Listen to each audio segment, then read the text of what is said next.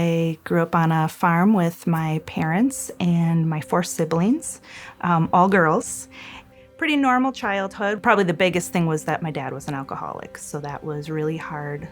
After a while, it just was really hard for me to just deal with his outbursts and his anger.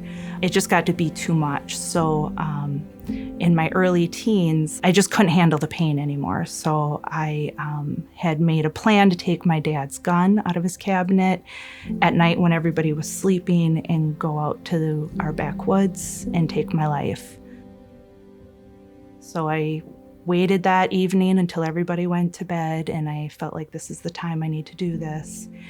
And I just felt like I couldn't move. Like I felt like something was holding my legs down, and I really didn't think it was fear. I really do believe it was God holding me there because he had a greater purpose for me.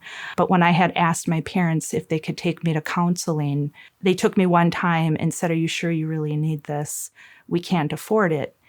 And that just fed into the continued feelings that I was not seen, I wasn't heard, and my hurts and my pains were not valued.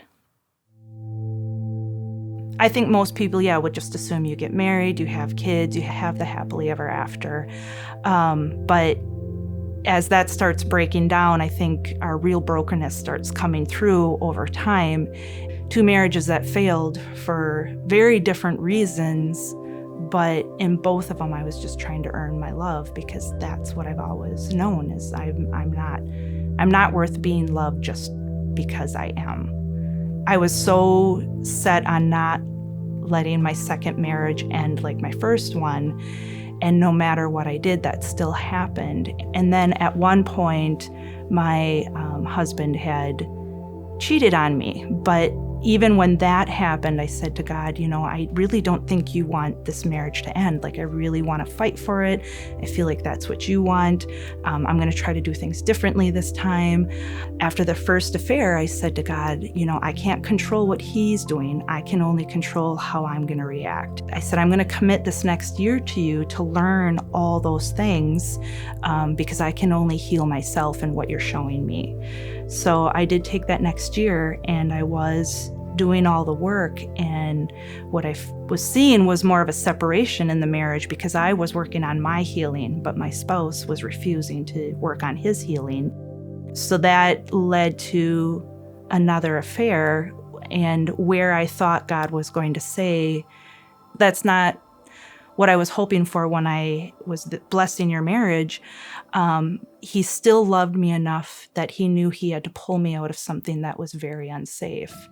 So I felt like I prayed to God and committed that next year to him, and he did. He honored it. He grew me, he blessed me, and even though it didn't turn out the way I had thought it was going to, in the end, I saw him show up huge. Like, I had this hole in my heart and I didn't know how to fill it. And after things kept falling apart, I just was like, how do I do this differently? What am I doing wrong? How can I fix this? And over time, God used all those scenarios to show me little by little all the things that were broken in me and the ways that people had failed me, because we're all broken. We live in a broken world. He slowly showed me that through the people he surrounded me with. There was just so many things where I was like, in my mind, this isn't going to happen. But in God's way and God's timing, he was like, you have honored me. I have this beautiful new place that I want you to go to where you're going to have peace and happiness and love. I just feel like if you really honor him and you really lean into him and trust him, even when it doesn't make any sense, and even when you think, well, of course God would want me to do this. Sometimes he says, no, I have something better for you. Please just trust me. And I've really learned to trust his way and his timing, because it is more beautiful than anything we could do.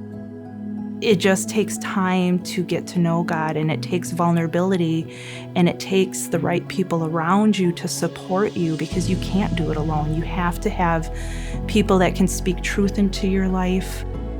What I have found is that anything that I looked at as brokenness or pain or hurt was actually something he wanted me to use to help someone else.